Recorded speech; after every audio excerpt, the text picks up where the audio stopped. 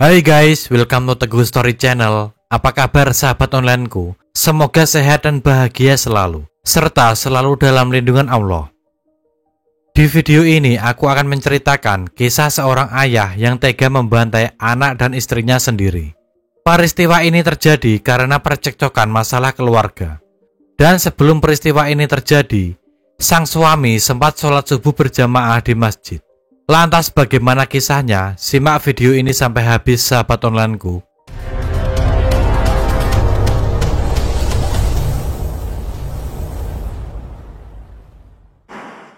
Dalam sebuah rumah tangga memang banyak sekali masalah yang harus dihadapi. Berbagai masalah itu seperti ekonomi, perbedaan pendapat, dan lain sebagainya. Sebab setiap orang memiliki kepribadian masing-masing. Ada yang lembut, sopan, ramah tamah, ada juga yang memiliki temperamental yang tinggi. Akan tetapi, alangkah baiknya jika terjadi masalah di dalam keluarga, sebaiknya diselesaikan secara baik-baik dengan kepala dingin. Jangan sampai ada kekerasan atau bahkan kematian. Apalagi yang namanya ayah sudah pasti menjadi sosok pelindung bagi keluarganya. Terlebih anak perempuan, ayah merupakan cinta pertamanya dan selalu mengerti hati gadisnya. Tapi hal itu tidak dengan ayah yang satu ini. Seorang ayah yang temperamen tega membantai anak dan istrinya dengan senjata tajam di dalam rumahnya sendiri. Beruntungnya istrinya masih bisa dilarikan ke rumah sakit namun dalam keadaan kritis. Sedangkan anaknya meninggal dunia dengan bersimbah darah di tubuhnya.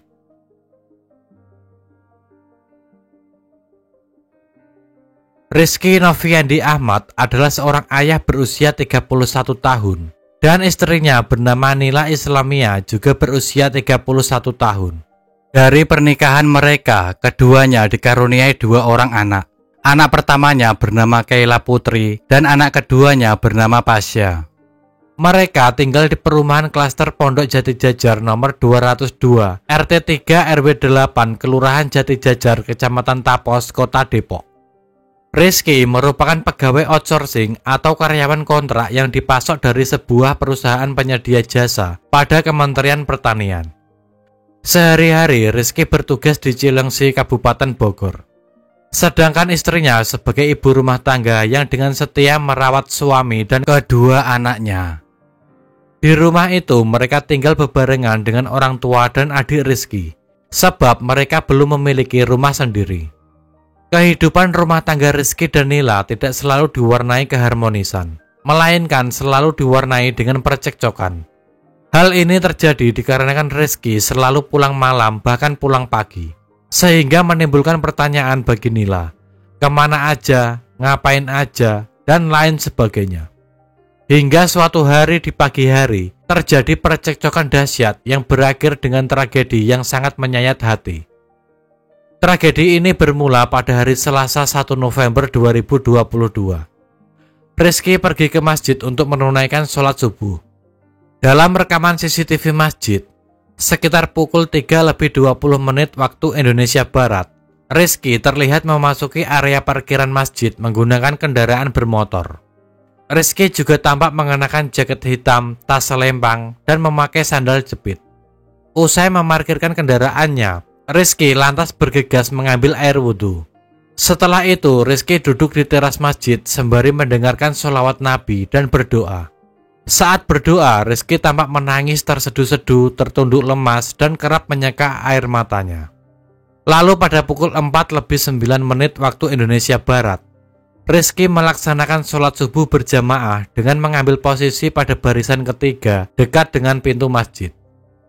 Usai menunaikan ibadah sholat subuh berjamaah, Rizky duduk kembali di teras masjid. Tak lama berselang, Rizky kemudian pulang ke rumahnya. Setelah sampai di rumah, istri dan putri sulungnya sudah siap untuk berangkat sekolah dengan memakai seragam sekolahnya sekitar pukul 5:30 waktu Indonesia Barat. Namun sebelum Nila pergi mengantarkan anaknya ke sekolah, terjadi cekcok antara Rizky dan Nila. Cekcok itu terjadi lantaran masalah ekonomi. Bahkan Nila juga meminta cerai dari Rizky. Selain itu, Nila juga mengeluhkan sikap Rizky yang selalu pulang malam bahkan pulang pagi. Akibat percekcokan itu, Rizky pun menjadi kesal dan mengambil golok yang tersimpan di bawah meja lalu membantai istrinya Nila.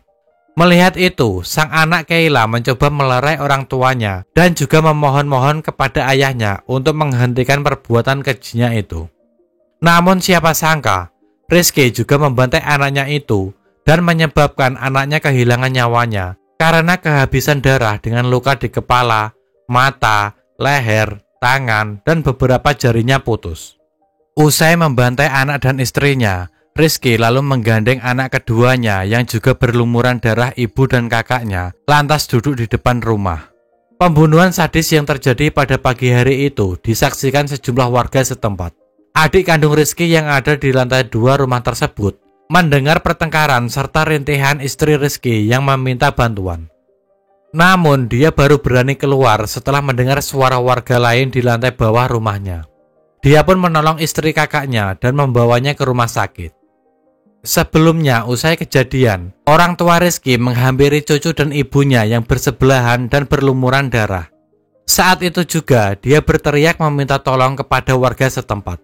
Jasad anak Rizky Keila dibawa ke Rumah Sakit Kramat Jati, Jakarta Timur untuk diotopsi. Dan setelah proses otopsi selama 5 jam, jenazah Keila disolatkan di Musola Al-Ikhlas dan dimakamkan oleh keluarga dan warga sekitar tanpa kedua orang tuanya di TPU 2 Jati Jajar. Sejumlah petugas kepolisian Babin Kamtibmas Polsek Cimanggis juga turut hadir dalam acara pemakaman. Sedangkan Nila Islamia dalam perawatan intensif di UGD Sentra Medika, Jalan Raya Bogor, Kelurahan Cisalak, Kecamatan Sukmajaya, dengan kondisi kritis. Dan kabarnya saat ini Nila sudah sadar akan tetapi belum bisa banyak bicara. Rencananya Nila akan dirujuk ke Rumah Sakit Polri untuk mendapatkan penanganan medis lebih lanjut.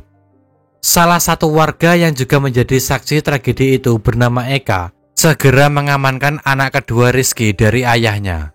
Warga yang berdatangan pun juga lantas mengamankan Rizky dan melaporkannya kepada pihak berwajib. Mendapatkan laporan tersebut, petugas kepolisian langsung bergegas menuju kediaman Rizky dan membawa Rizky ke kantor polisi juga melakukan olah TKP.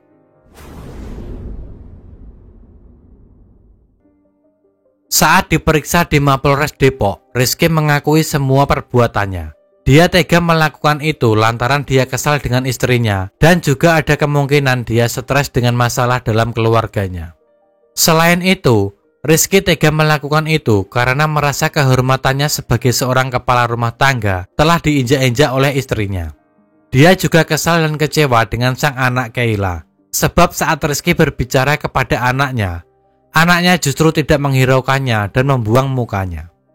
Ayah Rizky juga mengungkapkan, dalam beberapa minggu terakhir Rizky berubah menjadi sangat temperamen. Ditambah lagi, Rizky juga mengungkapkan kepada ayahnya kalau di matanya istrinya itu bukan seperti istrinya, melainkan seperti musuh, seperti setan yang harus dibantai. Ayahnya pun menepis omongan Rizky tersebut dan membantah omongan Rizky bahwasanya itu adalah istrinya, bukan musuh ataupun setan. Saat diperiksa, Rizky juga dinasihati oleh Kapolres Metro Depok dan Rizky pun hanya bisa menangis sesegukan menyesali perbuatannya. Dan usut punya usut, ternyata sebelum peristiwa itu Rizky sempat mengkonsumsi obat terlarang bersama dengan teman-temannya. Setelah proses olah TKP, pihak kepolisian juga mengamankan sebilah golok yang digunakan untuk membantai anak dan istri Rizky. Selain itu juga ada baju yang berlumuran darah. Untuk mempertanggungjawabkan perbuatannya, Rizky dikenakan pasal 338 KUHP dan atau pasal 44 ayat 2 dan 3 Undang-Undang Republik Indonesia nomor 23 tahun 2002 dengan ancaman hukuman 15 tahun penjara. Semoga almarhumah Keila diterima di sisi Tuhan Yang Maha Esa, diampuni dosa-dosanya dan diterima amal ibadahnya. Juga Nila semoga lekas membaik kembali pulih seperti sedia kala dan diberikan ketabahan atas meninggalnya putri sulungnya Keila. Sekian dari kisah ini, bagaimana menurut sahabat onlineku tentang kasus ini bisa komen di bawah. Dan semoga kita bisa mengambil hikmah dari kasus yang aku bawakan hari ini. Bagi yang belum subscribe bisa tekan tombol subscribe, like, komen, dan share. Serta nyalakan lonceng notifikasinya agar sahabat onlineku tidak ketinggalan video dari aku selanjutnya. Tetap jaga kesehatan, berhati-hati dalam setiap aktivitas. Dan juga yang mau request tentang kasus-kasus yang ingin aku bawakan, bisa DM di Instagram Teguh Story Channel atau bisa juga komen di bawah. Sampai jumpa lagi di video selanjutnya. Terima kasih.